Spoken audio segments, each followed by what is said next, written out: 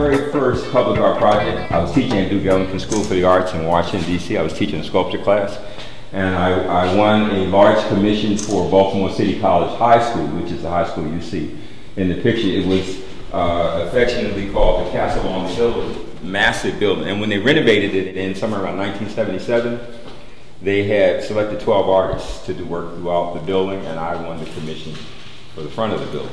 And really, I had joked with some friends and told them that was my PhD in sculpture, because a lot of the processes that I used, I really wasn't really that familiar with. So I won the commission, really kind of had to figure out how to do this large piece. And it's actually one of the largest pieces even to date that was done. Photographs are basically showing the sections of the piece. I was building the piece in Duke Ellington School for the Arts, and the principal came in the studio one day and asked me, he said it just dawned on him that this massive sculpture, you can see how big it is with me standing beside the upper section of it.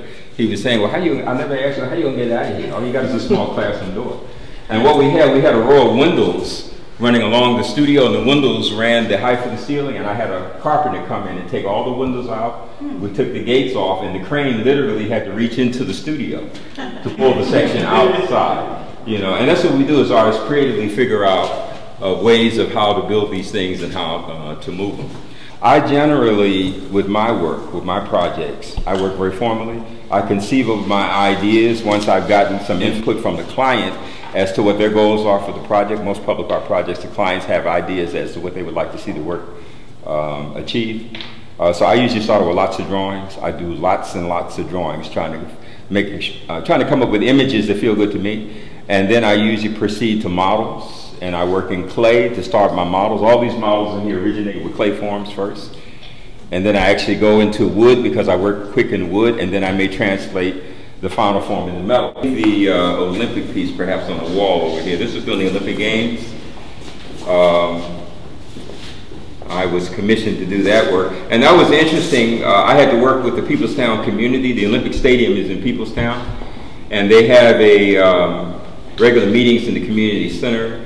And I had to go to the meeting showing them my ideas. And again, with public art, generally the client has their own ideas of what they would like to see the work represent, which is something I'm fine with. I mean, I like the collaborative process between the community, allowing them to embrace the work and have input in the work. I enjoy working like that.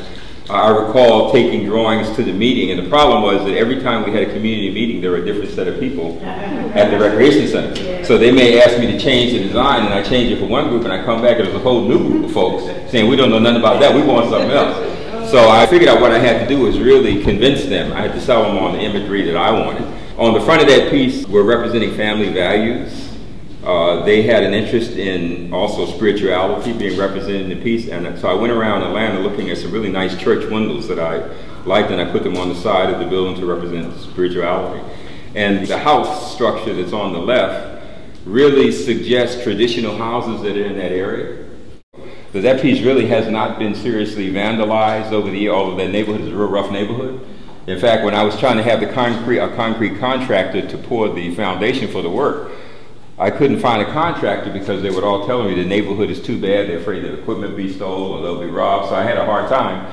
And so I was wondering, you know, why this community has such a bad name and if the sculpture was going to be vandalized. But because there was so much community input, we haven't had any problems with it. And I was, about a year ago, or a couple of years ago, I was over there actually looking at the piece and touching it, and somebody actually came out of the house and told me to, you know, lead a sculpture. And so I said, well, you know, I'm the sculptor, I do the work. And they said, yeah, right, just get back to work.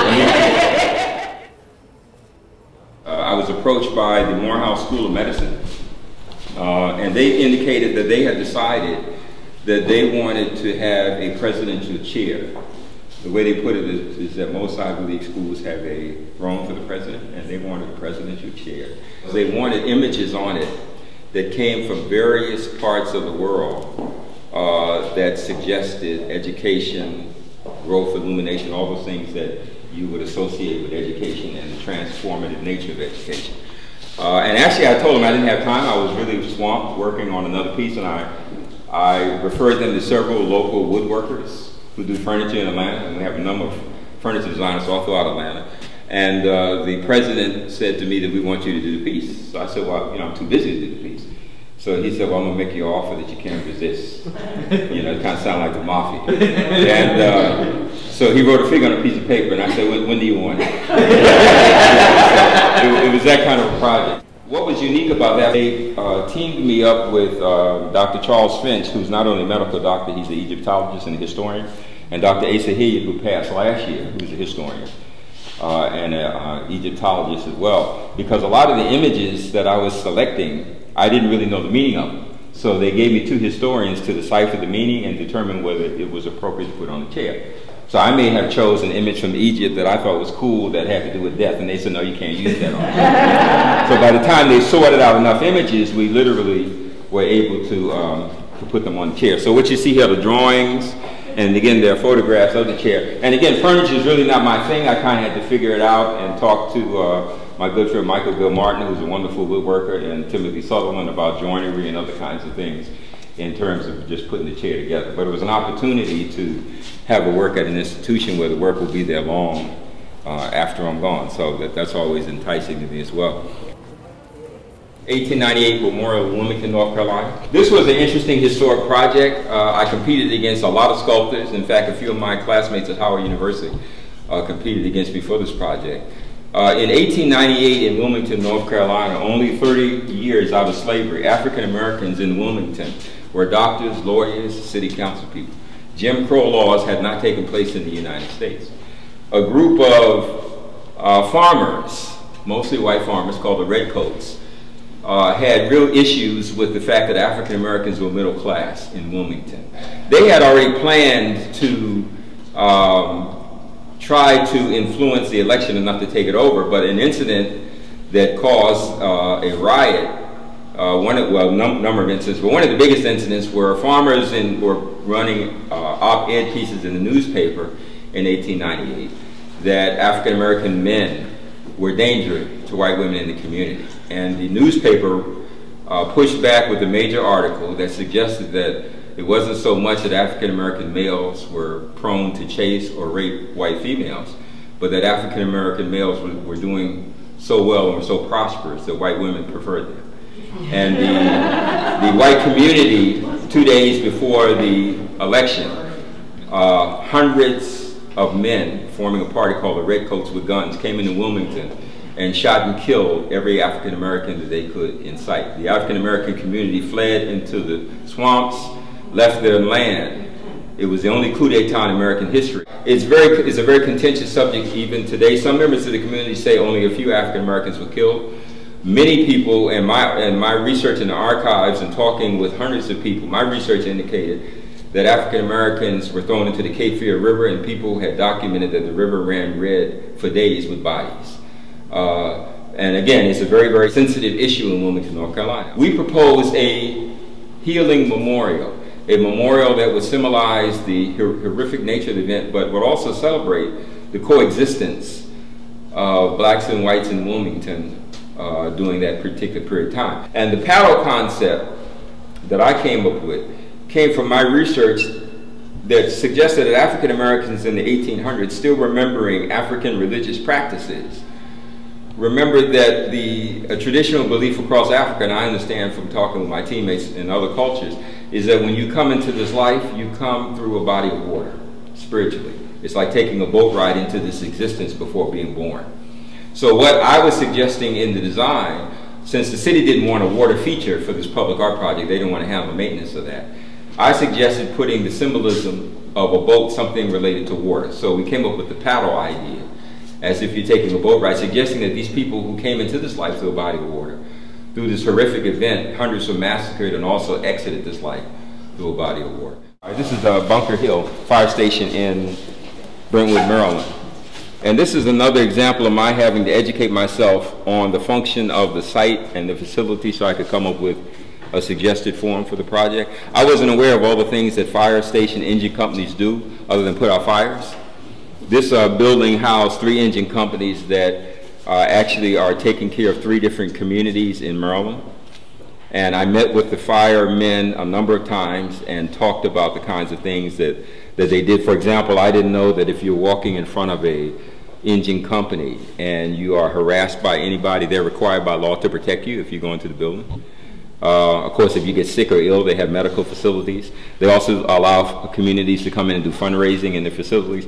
So I determined in my notes, in my journals, with my interviews with them, that they're actually guardians. They're kind of guardians of the community. And I came up with these abstract figures suggesting that these 3 engine companies are in fact looking after 3 different communities. But when I started fabricating the work and actually started really researching sundials, I realized that a number of things I hadn't considered. In terms of making the sundial actually work, you have to consider the latitude and the longitude of the site. And the linear element that the sun is cast against, which is called a gnomon, which is this, has to be at the exact latitude of the particular site that you're at on planet Earth. So this particular site in Atlanta was 34 degrees, and this is not 34 degrees. So I realized I had the wrong angle and I was going to have a redesign. So I went back to Eddie Grandison and told him that I needed to suggest a redesign to make the sundial actually work. The drawing you see on the wall is the initial drawing of this structure. The drawing you see here is the redesign, and the drawing you see here are mathematical calculations that we had to employ to get the sundial to work. You see the actual model at 34 degrees. Now, after really banging my head against the wall and getting really paranoid for a number of months, I contacted a sundial specialist out of New York who I knew made sundials. And I commissioned him to help me with the math and figuring this thing out. Because initially I thought the plaza was too small and that the shadow would cast beyond the markers and that I had really made some serious errors here. Well, it comes to find out that we were able to get it to work. A lot of trig, a lot of calculus, making a sundial work is not easy, like the YouTubes that I saw little school kids doing it. I said, somebody lying, it ain't happening like that. So we figured out the math. We had to, first of all, the gnomon has to be a perfect straight line. It had to be at a certain degrees. I had a hard time getting this thing to stay put because, again, as you put heat in fabricating metal, this thing wants to move. It's bending all over the place. And it had to be precise. It had to be a certain number of feet, 8 feet 6 inches from the ground. It had to be really, so in the shop I was really going crazy trying to, every other day this thing is moving all over the place. I got together with Ed Jackson, who's very meticulous, and had him do the measurements on the ground. We had a lot of problems with the contractors because the contractors they had too much pitch on the site. The site was at too much of an angle. So I'm going back and forth with the contractors, raising hell. I mean, it was just all kinds of things going on. So the day we were actually marking the markers and locking them on site, I had 2 of my students who were working with me to hold a temporary 34-degree angle up. And I was on the ground doing something else, and it was at, I think it was like at 2 o'clock. And I said to my assistants, now you guys have to tell me, it's 2 o'clock, the sun is casting, and I've got the 2 o'clock marker there. You need to tell me, is the shadow on 2 o'clock? And everybody got real quiet. And I looked around and said to everybody, now y'all gonna have me kill somebody out here. Y'all don't tell me that the shadow is on 2 o'clock because I'm gonna have to leave town. And they said to me, it is right in the smack of 2 o'clock. And that thing reads sun time like a Rolex watch. So I was really tickled with that. The other beauty of the thing is how people interact with it. Now, a lot of people, of course, don't understand abstraction, so a lot of people in the community come to me and say, what is it? And I'd explain it's a headdress redesigned from Mali, West Africa, blah, blah, blah, and they say, okay, what is it? And then I say it's such and such, and I explain, they say, okay, what is it? So I say, okay, well, people don't really understand that. But it was interesting having people really figure out that you can actually read time from the sun, and that it's the original time. But the response in the community, in terms of the appreciation and understanding of it, was really tremendous. And that's what I get out of public art. I like the democratic process where if you come up with a good design, regardless of your stature, you can win projects. I like the fact that people who are not predispositioned to art, they're not necessarily interested in going in galleries and museums, but they really like being exposed to a work in their community, and they can understand it and they can relate to it. I like the average person being able to interpret my work and being able to appreciate the work. And I like the give and take, the collaboration between individuals. And in terms of monumental work, I just always love struggling with the tenacity of hard materials, of difficult materials, and forcing my will on them. So this show really represents, actually it's been 34 years now, the show is called 32, in public art. And I call myself kind of taking a break back from it as I get older and getting worn out. And Curtis told me a long time ago, he probably doesn't remember this, he said, you only have so many of these projects in you before they wear you out. And I kind of felt I was at that point. But since doing this, I'm doing 2 commissions. I just got a call from a church in Virginia to do another commission, so the work doesn't stop, so I just continue.